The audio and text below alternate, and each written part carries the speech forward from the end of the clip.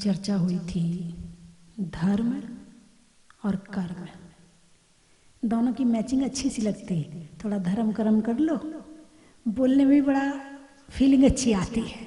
अर्थ भले ना समझें लेकिन बोलने में अच्छा लगता है। थोड़ा धर्म कर्म कर लिया करो, ना धर्म जानते ना कर्म जानते, लेकिन बोलने में एक नंबर है। जो आत्मा के लिए किया जाए वो धर्म है, जो शरीर के लिए किया जाए वो कर्म है। समझ गए? जो आत्मा को उद्देश्य बनाकर किया जाए वो धर्म है, और जो शरीर को, संसार को, परिवार को, दुकान को, मकान को, बेटा बेटी को उद्देश्य बनाकर किया जाए वो कर्म है। आप मंदिर जाते हो, पूजा करते हो, धर्म करते हो कि कर्म करते हो? देख लो, यदि घर की सुख शांति के लिए पूजा कर रहे हो तो वो धर्म भी कर्म हो गया। और केवल भावों की शुद्धि के लिए, परिणामों की शुद्धि के लिए आप पूजा करते हो, आत्मा को शुद्ध करने के लिए, पापों के नाश के लिए यदि आप पूजा कर रहे हैं तो वो धर्म है। और यदि आप, मेरे घर में सुख शांति रहे, मेरे बच्चे जरा ठीक ठाक हो जाएं, जरा उनकी नौकरी वोकरी लग जाए, इसलिए पूजा करते हो, तो क्या हुआ? कर्म हो गया। घर में क्या करते हो ज्यादा से ज्यादा? कर्म। मंदिर में क्या करते हो? हाँ, अब ये सोचना पड़ेगा। जब ये बता दिया है कि जो आत्मा के लिए किया जाए वो धर्म, जो शरीर और संसार के लिए किया जाए वो कर्म है। अब आप मंदिर में जाकर क्या करते हो? हालांकि मंदिर जो है वो धर्म का स्थान है, और घर जो है वो कर्म का स्थान है। लेकिन आप मंदिर में जाके धर्म करते हो या नहीं करते हो, अब ये आप, मैंने तो थर्मामीटर दे दिया है, आप लगा के देख लेना कि आप क्या करते हो। ये आपका भाव है कि आप क्या करते हो, है ना? तो धर्म और कर्म, घर में धर्म हो सकता कि नहीं? घर में धर्म हो सकता कि नहीं हो सकता? जब मंदिर में जाके धर्म की जगह में कर्म हो सकता है, तो कर्म की जगह में धर्म क्यों नहीं हो सकता है? बात समझ में आई कि नहीं आई? आ गई, बहुत अच्छी बात है। तो बंद करूं? आपने कहा समझ में आ गई, आगे की और समझाऊं? अच्छा अच्छा, ठीक है। तो घर में कर्म के साथ धर्म भी हो सकता है। जब धर्म के साथ कर्म हो सकता है तो कर्म के साथ धर्म भी हो सकता है। आपके अंदर एक साथ में दो काम करने की काबिलियत है, योग्यता है, कुशल हैं, निपुण हैं। आप एक बार में दो क्या, हमारी महिलाएं तो 5 काम भी कर लेती हैं, इतनी होशियार होती हैं। मैं तो 2 काम बता रही हूँ, लेकिन हमारी महिलाएं बहुत होशियार हैं, एक बार में 5 काम कर लेती हैं। अब आप पूछो कैसे? कैसे? अब महिलाएं जैसे रसोई में गई तो एक तरफ तो दाल चढ़ा दी, एक तरफ सब्जी छोंक दी, है ना, एक तरफ मशीन में कपड़े डाल दिए, एक तरफ आटा सान रही हैं, और एक तरफ टीवी देख रही हैं। हो रहा है ना सारे काम? मतलब इतनी क्वालिटी तो विदेश की लेडीजों में है ही नहीं है, जितनी क्वालिटी हमारे भारतवर्ष की लेडीजों में है, इतनी क्वालिटी तो दुनिया के किसी देश की महिलाओं में नहीं है। इतनी होशियार है। चलिए, आपकी होशियारी को मैं धर्म में बदल देती हूँ। आप घर में भोजन बना रहे हैं, भोजन बनाए किसके लिए बना रहे हैं? शरीर के लिए। किसके लिए बना रहे हैं? शरीर के लिए। अब भोजन बनाने में भी भाव अलग अलग हो जाते हैं। अब जैसे बहू है, यदि बहू के पीहर वाले आ रहे हैं तो भोजन बनाने में कैसा लगेगा? फीलिंग अलग आएगी। मेरी मम्मी को ये पसंद है, मेरे पापा को ये पसंद है, मेरे पापा को शुगर है, चाय में मीठा नहीं लेते हैं, मेरे पापा ज़्यादा नमक नहीं खाते हैं, मेरी मम्मी को पापड़ बहुत पसंद है। फीलिंग अलग आएगी। ससुराल के रिश्तेदार आ रहे हैं, अरे बस आ रहे हैं तो करना तो पड़ेगा ही। नहीं, सबके नहीं होंगे ऐसे, कुछ लोग अच्छे भी, कुछ अच्छी बहुएं भी होंगे जो ससुराल वालों के रिश्तेदारों को ज़्यादा चाहती होंगी। हाँ, अक्सर इस बात पे भी लड़ाई हो जाती है। यदि बहू ससुराल के रिश्तेदार को ना चाहे तो उसका पति कहता है मैं तुम्हारे रिश्तेदारों को भी चाहने वाला नहीं हूँ, ऐसा होता ना। और बहू यदि ससुराल वालों के रिश्तेदार को चाहती है तो पति भी फिर उसके रिश्तेदारों का सम्मान करता है, और होना भी यही चाहिए। यदि पत्नी हावी है तो पत्नी के रिश्तेदारों का सम्मान ज्यादा हो जाएगा, और पति हावी है, हावी का मतलब समझ गए ना, जिसके घर में ज्यादा चलती है। जबकि होना दोनों का चाहिए। सारे रिश्तेदारों को बड़ी अपेक्षा होती है, बड़ी अपेक्षा होती है। सब एक दूसरे से अपेक्षा लगाए बैठे, हम इनके घर जाएंगे, हमें पूछेंगे, खाना भी खिलाएंगे, हमसे अच्छे से बातचीत भी करेंगे। और जब नहीं होता है, अरे ऐसी बहू आई है कि उसने तो घर तोड़ के रख दिया, ये तो किसी का सम्मान नहीं करती, एक को खाना खिला के राजी नहीं है, जाने में भी अच्छा नहीं लगता कि क्यों जाए, वो उसको तो मुंह बन जाएगा हम जाएंगे तो। ऐसा भी हो सकता है। खाना बनाना एक क्रिया है, एक कर्म है, ठीक है। और एक आपने अपनी सहेली, आपकी मान लो कोई पुरानी सहेली आ रही है, उसके लिए खाना बना रहे हो तो कुछ और ही फीलिंग आएगी। और साधु के लिए आहार बना रहे हो तो उसकी फीलिंग अलग ही आएगी। उस दिन तो शरीर का रोम रोम पुलकित हो रहा होगा। और उस दिन नहीं, यदि सोच ले कि मुझे 8 दिन बाद चौका लगाना है, 5 दिन बाद चौका लगाना है, जिस दिन से मन में भाव बना लिए हैं उसी दिन से फीलिंग आने लगती है। हमारे यहाँ चौका लगने वाला है, हमें तैयारी करना है, 8 दिन पहले से पुण्य इकट्ठा होने लगता है। भोजन बनाना एक गृहस्थ की क्रिया है, आरंभ की क्रिया है, समारंभ समारंभ की क्रिया है, जिसमें पाप का आश्रव होता है, ठीक है। लेकिन जब यही क्रिया किसी साधु को उद्देश्य बना के, हालांकि करना नहीं चाहिए, साधु को उद्देश्य बना के भोजन नहीं बनाया जाता है, उद्दिष्ट त्याग होता है साधु का, लेकिन फिर भी आपके भाव में जो है वो भाव यदि आप करते हैं तो उसमें आपकी फीलिंग अलग आती है, और उसी दिन से पुण्य इकट्ठा होना शुरू हो जाता है। यदि आपके रिश्तेदार आए और आपने उन्हें भोजन कराया तो आपने कभी कहा अरे मैंने 15 लोगों को आहार दान दिया, बहुत, मुझे तो बहुत पुण्य इकट्ठा हो गया, बड़े भाग्य से हमारे रिश्तेदार आए थे और हमने 15 लोगों को आहार दान दिया। शादी में 2000 आदमी को भी खाना खिला दो, कभी पुण्य इकट्ठा हुआ ऐसा सुना है आपने? नहीं हुआ सुना।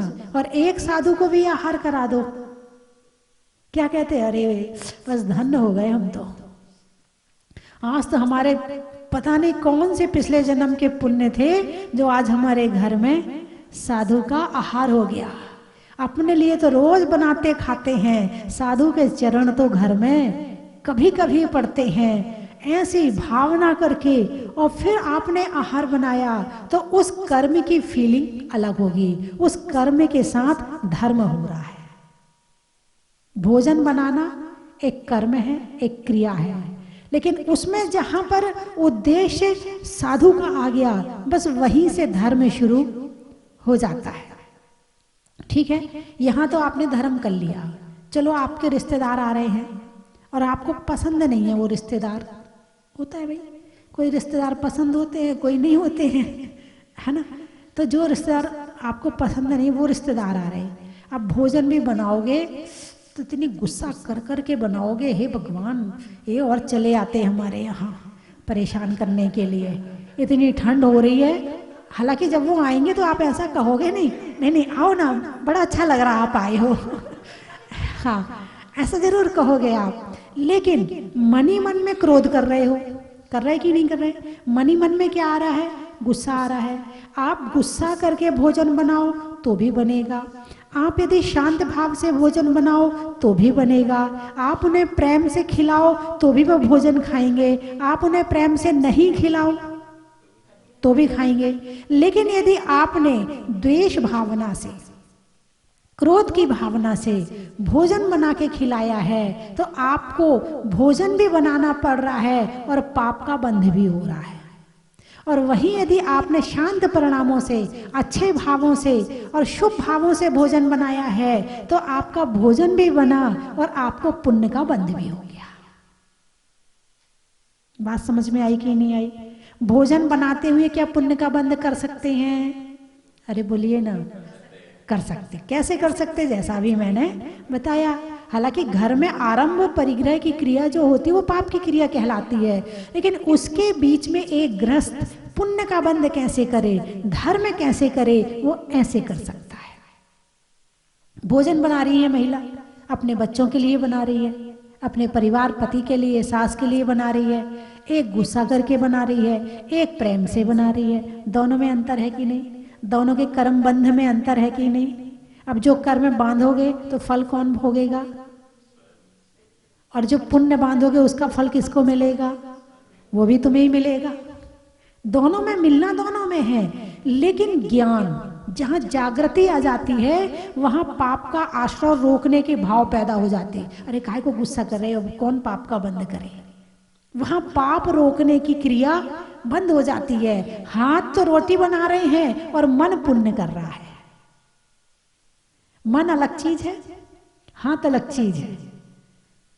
रोटी बनाने का अभ्यास हाथ को पड़ा हुआ है, दिमाग की जरूरत नहीं है, दिमाग खाली पड़ा है। खाली दिमाग छोड़ दोगे तो कुछ और उल्टा सीधा करेगा, इसलिए उसको पकड़े रहो। मोबाइल में भजन चला लो, मेरी भावना चला लो, 12 भावना चला लो, समाधि भावना चला लो, कितनी सारी भावनाएं हैं, प्रवचन चला लो, कुछ भी चला लो और अपने भोजन बनाते रहो। हैं, कान भी सुख पा रहे हैं, दिमाग भी सुख पा रहा है और भोजन भी बन रहा है और समय भी सार्थक हो रहा है। मतलब लोग ग्रस्त कहते हैं, माता जी क्या करें, हम तो धर्म कर ही नहीं पाते हैं, हम तो मंदिर ही नहीं जा पाते हैं। कई लोग कहते हैं हमारे घर से मंदिर बहुत दूर है, 4 किलोमीटर है, 5 किलोमीटर है, बड़े दुखी होते हैं, हम तो धर्म कर ही नहीं पाते हैं। लेकिन मैं ये कह रही हूँ कि आप घर में रह करके हर क्षण धर्म कर सकते हैं, यदि आप अपनी भावनाओं को शुभ रखें, अपने परिणामों को शुभ रखें। आपकी झाड़ू लगाने की क्रिया में भी पुण्य बंध हो सकता है। जैसे मैंने भी बताया था कि जोर जोर से बोल के पाठ करना चाहिए। जो आपको याद है ना, आप झाड़ू लगाते जाओ और जोर जोर से पाठ करते जाओ। इससे क्या होगा, आपके वचन भी सार्थक हो रहे हैं। और जितने लोग वहाँ बैठे हैं, बच्चे घूम रहे हैं, चल रहे हैं, फिर रहे हैं, कोई मंजन कर रहा है, कोई नहा रहा है, कोई, और वो आपकी आवाज उनके कानों में जा रही है, तो वो आप ये मत सोचना कि वो नहा रहे हैं, वो नहाते नहाते भी तुम्हें सुन रहे हैं। चलिए मैं 3 चीजें बोलूंगी, आपको कहना बड़ा ही महत्व है। भोजन में भात का, तत्वों में सात का, तीर्थंकरों में मुनि सुब्रत नाथ का, पंखा में झलने का, बच्चों में पलने का, भगवान के जमीन से निकलने का, शरीर में कान का, रहने में मकान का, पदम प्रभु के, पदमपुरा के पदम प्रभु भगवान का, घर में ताई का, काम करने में बाई का और आने वालों में मुंबई का बड़ा ही महत्व है। पूछने में हाल का, सर्दी में साल का और आने वालों में भोपाल का बड़ा ही महत्व है। त्रियंच में बिल्ली का, डंडा में गिल्ली का और आने वालों में दिल्ली का बड़ा ही महत्व है। पानी में गागर का, वृक्षों में आकर का और आने वालों में सागर का बड़ा ही महत्व है। जीवर, मिठाइयों में घेवर का, रिश्तों में देवर का और आने वालों में जेवर का बड़ा ही महत्व है। देवास, बहू में सास का, लेने में सांस का और आने वालों में देवास का बड़ा ही महत्व है। रिश्तों में नाना का, पुर्जों में पाना का और आने वालों में खनिया धाना का बड़ा ही महत्व है। जंगल में शेर का, फलों में बेर का, आने वालों में अजमेर का निवाई, निवाई है, बाल कटाने में नाई का, बरसात में काई का, और आने वालों में निवाई का। बड़ा ही महत्व है। देने में दात का, नहीं होने में विवाद का, और आने वालों में मौज मवाद का। बड़ा ही महत्व है। रहने में धरा का, रंगों में हरा का, और आने वालों में पदमपुरा और मालपुरा का। बड़ा ही महत्व है। और गुलाबपुरा का, मालथौन। मंत्रों में ओम का, प्रश्नों में कौन का, और आने वालों में मालथौन का। बड़ा ही महत्व है।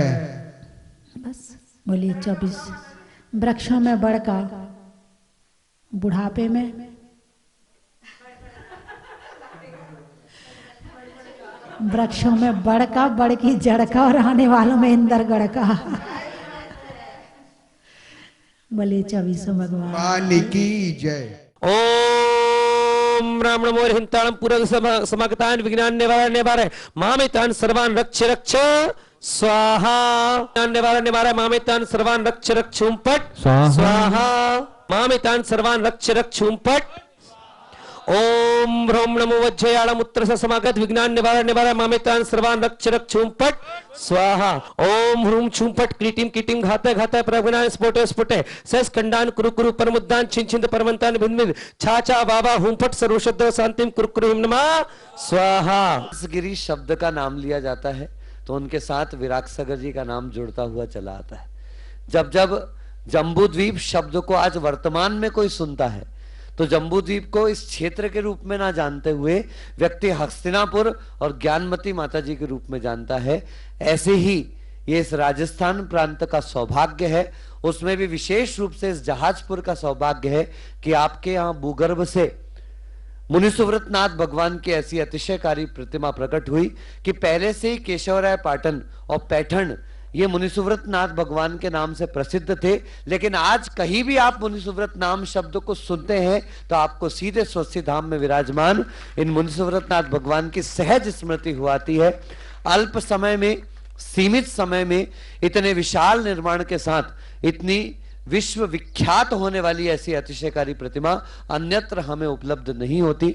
माता जी ने जो अद्भुत संघर्ष इस प्रतिमा को यहाँ विराजमान करने के लिए किया, इस क्षेत्र के निर्माण के लिए किया, निश्चित रूप से मैं किसी दूसरे क्षेत्र से कभी तुलना नहीं करता। अपनी पहचान तो गुरुदेव कहते थे अपनी पहचान हुआ करती है। जहां जहां जिनेंद्र भगवान विराजमान है वो सारे क्षेत्र, वो सारे जिनालय जिन शासन के लिए, हमारे लिए, हमारी श्रद्धा के लिए, हमारी आस्था के केंद्र है, लेकिन उनमें कभी कभी कुछ विशेष हो जाते हैं। किसी ने कहा है कि किसी की 100 वर्ष की जिंदगी कुछ काम नहीं करती और किसी की कुछ क्षणों की जिंदगी में 100 काम होते हैं। इसका सबसे अच्छा अगर कोई उदाहरण है तो ये अतिशय क्षेत्र जहाजपुर में विराजमान स्वस्ति धाम है कि अल्प समय में इसने जो काम किया है उसकी तुलना किसी और से कहीं पर भी नहीं की जा सकती। किसी ने एक बड़ी सुंदर सी बात कही थी कि be a creator of circumstances not a victim of them, कि परिस्थितियों के निर्माता बने, परिस्थितियों के दास नहीं बने। यह उदाहरण है क्षेत्र कि परिस्थितियों का दास नहीं बना, किंतु इसने परिस्थितियों का ऐसा निर्माण किया कि आज दुनिया अपनी विपरीत परिस्थितियों में इस क्षेत्र का आश्रय लेकर, इस प्रतिमा का आश्रय लेकर, मुनिसुव्रतनाथ भगवान का आश्रय लेकर अपने संकट, अपने दुख, अपने परेशानियों को दूर करने के लिए यहां पर श्रद्धा के साथ भागे भागे चले आते हैं। पूज्यपाद गुरुदेव ने लिखा, विघ्नौघाः प्रलयम यान्ति शाकनी भूत पन्नगाः विषम निर्विष्टाम याति स्तूयमाने जिनेश्वरे, कि विघ्न भी जिनकी स्तुति मात्र से नष्ट हो जाते हैं, पलायन कर जाते हैं, ऐसे 24 तीर्थंकर भगवान की स्तुति, भक्ति, आराधना। ऐसा धवला ग्रंथ में स्पष्ट लिखा कि मुनिराज अपनी साधना से जिन निधत्ति निकाचित कर्मों का क्षय नहीं कर सकते, एक श्रावक भी अगर जिनेंद्र भगवान की सातिशय भक्ति करता है, अंतरंग भक्ति करता है, भावलिंग के साथ भक्ति करता है, तो वह निधत्ति निकाचित कर्मों का भी क्षय उपलब्ध कर सकता है। ऐसी सातिशय भक्ति करने का आपको सौभाग्य प्राप्त हुआ। पंच कल्याणक प्रतिष्ठा महोत्सव आज से 2 वर्ष पूर्व 31 जनवरी से 7 फरवरी तक यहां पर बड़े ऐतिहासिकता के साथ संपन्न हुआ। आज हमारे बीच में वे आचार्य भगवंत उपस्थित नहीं है, लेकिन पूज्य आचार्य ज्ञान सागर जी महाराज के सानिध्य में यह ऐतिहासिक पंचकल्याणक प्रतिष्ठा महोत्सव संपन्न हुआ। मुझे तो एक दुख होता है कि स्वस्ति भूषण स्त्री पर्याय में है। ये विकल्प है कि वो स्त्री पर्याय में है। अगर पुरुष पर्याय में होती तो आज स्वयं इस प्रतिमा का पंचकल्याणक और इस जिनालय का पंचकल्याणक करती। मैं मानता हूं कि स्वस्ति भूषण माता जी का सातिशय पुण्य का उदय आया था, जो उन्होंने ऐसे स्थान को चुना। ऐसे स्थान को बल्कि उन्होंने क्या चुना, भगवान ने स्वयं स्वस्ति भूषण माता जी को चुना। कहते हैं कि आप ईश्वर को याद करें, यह आपका सौभाग्य है, लेकिन ईश्वर आपको याद करे यह आपका परम सौभाग्य हुआ करता है। और माता जी को चुन करके मुनि सुव्रतनाथ भगवान ने स्वयं यहां पर बुलाया और आज ये सारा वैभव हमको देखने को मिल रहा है। अत्यंत मनोरम चौबीसी, अच्छे सुंदर सुंदर जिनालयों के साथ ये मंदिर कहते हैं चावल के दाने के बराबर जिनालय और राई के दाने के बराबर भी अगर प्रतिमा विराजमान कर दी जाए तो ऐसा व्यक्ति आने वाली पर्यायों में सिद्धालय की वेदिका को प्राप्त करता है। प्रतिमा को जब निकाला गया और जहां पर विराजमान कर रखा गया था टेम्परेरी रूप से, वहां से जब पुलिस वाले और ये लोग सब आए उसको उठाने का बहुत प्रयास किया, लेकिन प्रतिमा नहीं उठी। और जिस दिन इस जिनालय में विराजमान किया गया 5 लोगों ने उठा करके इस प्रतिमा को वेदी पर विराजमान कर दिया। याद रखना,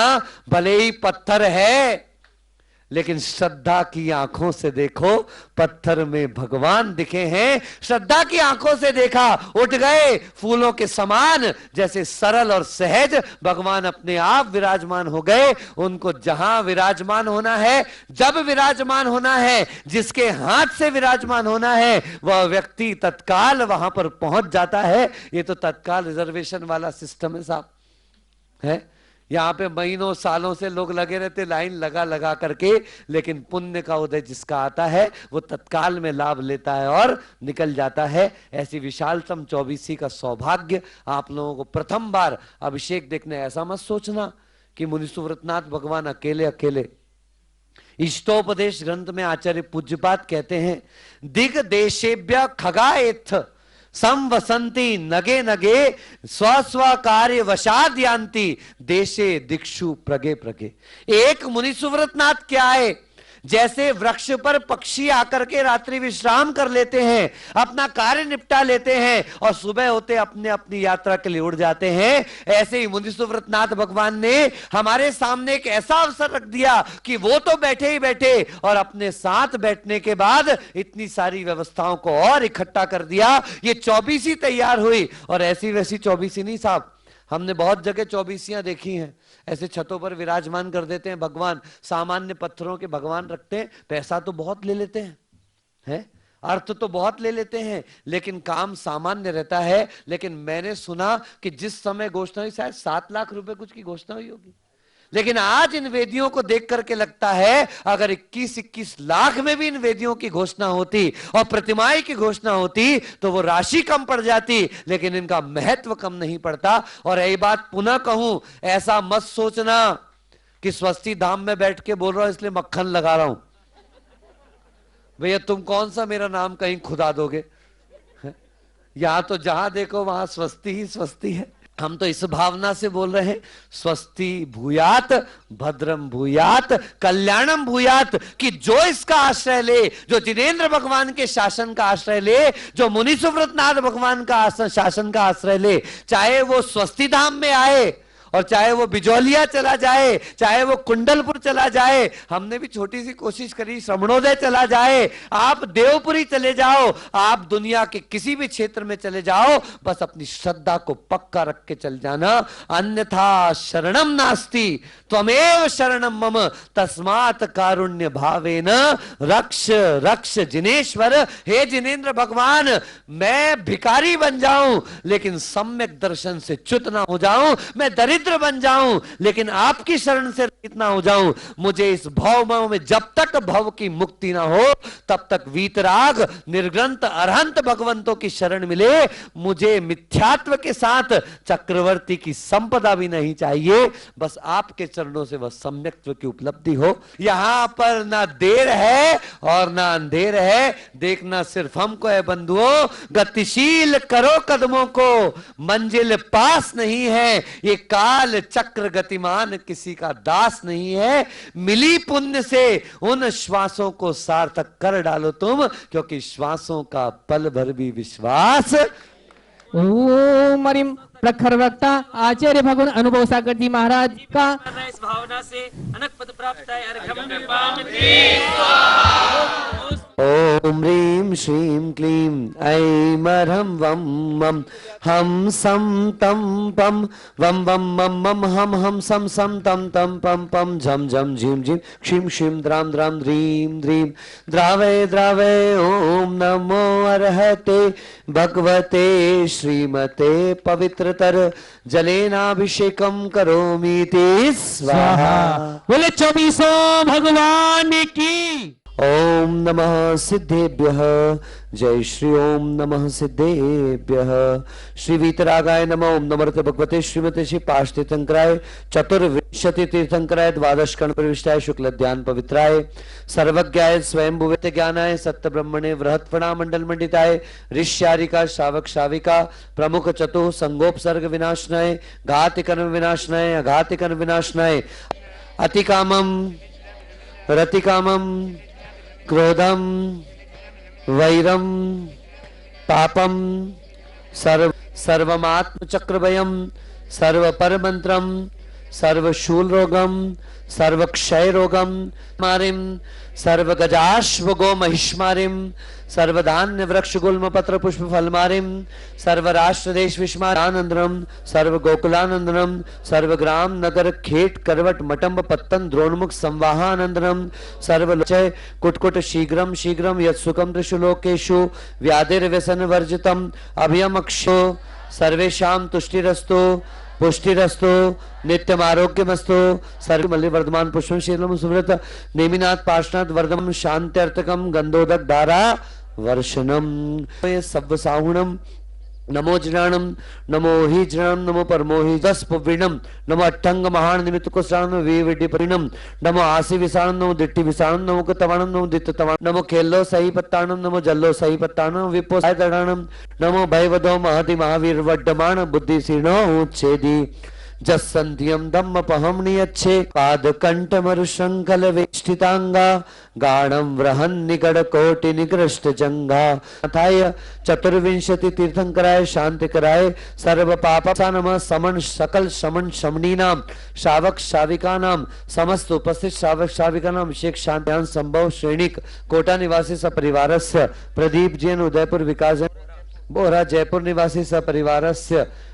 विमल जी अशोक जी विघन जी शुभम जी अनीता हर्षिला ढोलिया जयपुर निवासी सपरिवारस्य कैलाश जी रितेश सचिन सम्यक मेहुल तम सरसिया जहाजपुर निवासी सपरिवारस्य मुंबई निवासी सपरिवार शैलेन जी जयपुर निवासी सपरिवार संजय जी मनीषा जैन जयपुर निवासी जी उमड़ मुंबई निवासी सपरिवार रश्मि जी कलकत्ता सपरिवारस्य शकुंतला कृष्ण जी सपरिवार कृष्णगढ़ निवासी सपरिवार अजित विश्वास टोंग्या परिवार इंदौर निवासी सपरिवारस्य पारस जी वाले सपरिवारस्य कुचलवाड़ा वाले माणक चंद जी जैन कोटा निवासी सपरिवारस्य पदम अतुल रिंकल समस्त सेठी परिवार कलकत्ता सपरिवारस्य शकुंतला कांतादेवी नरेश जी ज्ञानचंद जी सचिन एकता ज्योति अपूर्णा धैर्य जी सपरिवारस्य गणनियारी का स्वस्तिभूषण जी ससंगस्य सकल श्रमण श्रवणीनाम श्रावक श्राविका नाम सर्वे गुरुभक्ता सपरिवारस्य समस्त उपस्थित श्रावक श्राविका नाम अभिषेक शांति धारा कर्तु सपरिवारस्य जिनका ले लिया उनका जिनका नहीं लिया उन सबका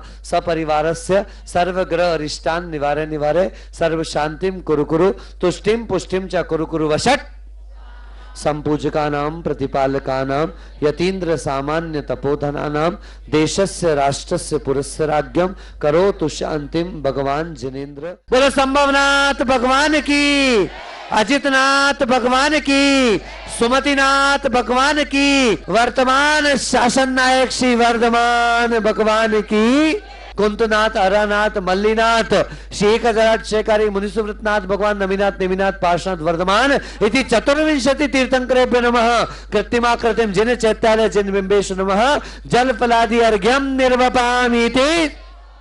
ओम रूम चारित्र चक्रवर्ती श्रमण कुल पितामह प्रथमाचार्य गुरुवर शांति सागर जी, परम पूज्य आचार्य भगवंत श्री शांति सागर जी छाणी फलादि दिव्यमा अर्घ्यम निरूपामते स्वाहा। जयकारा गुरुदेव का। हर दिन हमें कुछ ना कुछ सीखने को मिलता है। आज महाराज के प्रवचन से मुझे एक बात सीखने को मिली कि महाराज ने कहा भगवान को याद करने के लिए एक दिन नहीं होता। जैसे मुरुल भगवान का दिन शनिवार है, तो वो शनिवार का दिन नहीं है। हम जिस घड़ी उसको याद करें, वो हमारे सामने खड़ा होता है, तो हम इस दिन के दायरे में न बंधे और भगवान को जिस घड़ी याद करेंगे वो घड़ी शुभ है। हर दिन मुनीश्वरनाथ का दिन है और घड़ी भी जिस घड़ी याद किया जाए, जो भी काम जिस घड़ी याद करके किया जाए वो शुभ होगा। तो एक ऐसा अतिशय है कि जैसे बच्चे का जन्मदिन मनाते हैं तो बड़ी खुशी होती है, बहुत खुशी होती है कि अपन ने अपने बच्चे का जन्मदिन मनाया। जब हमने भगवान को विराजमान किया तो हमें पता ही नहीं लगा कि 2 साल बीत गए। हम पिछले साल भी गए थे और सोदन से मेरी बात हुई 3 दिन पहले कि यार सोदन भगवान को विराजमान किया है, वार्षिक उत्सव है, उनका भी जन्मदिन बनाने का सौभाग्य है। तो सोदन बोला ठाकुर क्या करें, मैं आ जाओ जयपुर। फिर बम्बई वाले माता पिताजी से बात हुई, क्या करें, मैं आ जाओ जयपुर। ऐसा अतिशय है, ऐसा अतिशय दोनों एक बार में टिकट बना के जयपुर सुबह 6:30 बजे को भगवान के माता पिता बोले मुझे अभिषेक करना है, शांति धारा करनी है। ये यहाँ पे एक देवों का अतिशय है, यहाँ पे कोई चुंबक है जो खींचता हुआ है बाबा। इसलिए हम ये सोचेंगे जब तक सांस है, जब तक जान है, जब तक हर साल 7 फरवरी को हम तीनों आवे। पूरी सूरत की प्रतिमा जी की मनोहर प्रतिमा है। जिस दिन पहले दिन में दर्शन करने आया, उस दिन से ही मेरे बहुत जगह की इस मंदिर से हमें जुड़ना चाहिए और इस मंदिर में तभी से हमें जुड़ने की भावना थी और माता जी का आशीर्वाद मिला हमें। और हमें पंच कल्याणक में माता पिता बनने का सौभाग्य प्राप्त हुआ। उसके बाद तो एक के बाद एक घटनाएं जैसे जैसे यहाँ पर होती रही, उसके साथ में साथ हम अटैच रहे और उसमें जैसे जैसे मैं अटैच होता रहा वैसे वैसे मेरे अपने जीवन में भी काफ़ी अतिशय हुए। एक से एक के बाद एक, सबका वर्णन करना ठीक नहीं, पर्सनल चीज़ें हैं, बट जो मुनीश्वर भगवान का अतिशय है वो अतिशय उन्होंने ऐसा दर्शाया कि हमारी ज़िंदगी में वैसा दर्शन आया। हमें यहाँ पर दर्शन करने में बहुत सुख शांति का अनुभव होता है। भगवान हमें ऐसे दर्शन करने का मौका अभी भी और आगे भी देता रहे, ऐसी भावना है। चन की थाल को सजाओ रे आज, रत्नों की थाल को भर लाओ रे आज। आओ आओ करे रे गुणगान आरती भगवन की। आओ आओ करे गुणगान आरती भगवन की। आओ आओ करे रे गुणगान आरती भगवन की।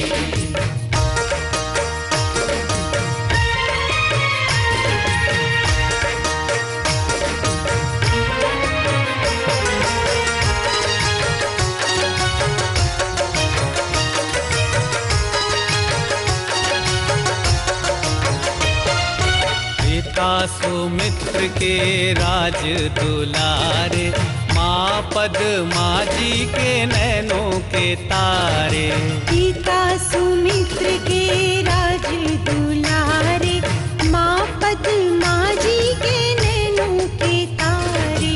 राजगृही में जन्म लियो आप, राजगृही में जन्म लियो आप। आओ आओ मनाए खुशी आज आरती भगवन की। आओ आओ करे गुणगान आरती भगवन की। आओ आओ करे गुणगान आरती भगवन की।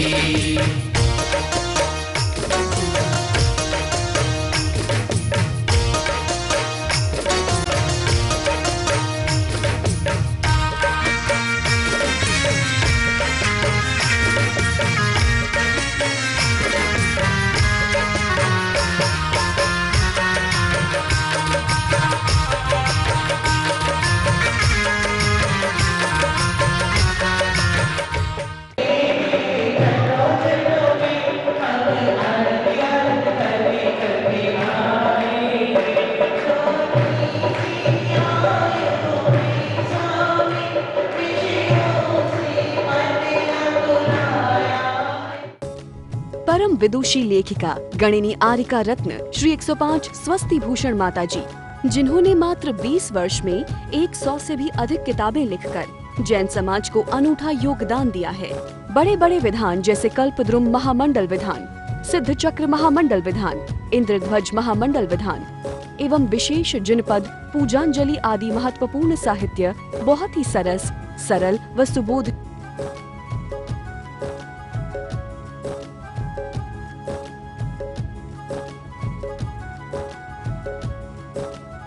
करने हेतु आज ही संपर्क करें। संपर्क सूत्र 7906062500 98683456768।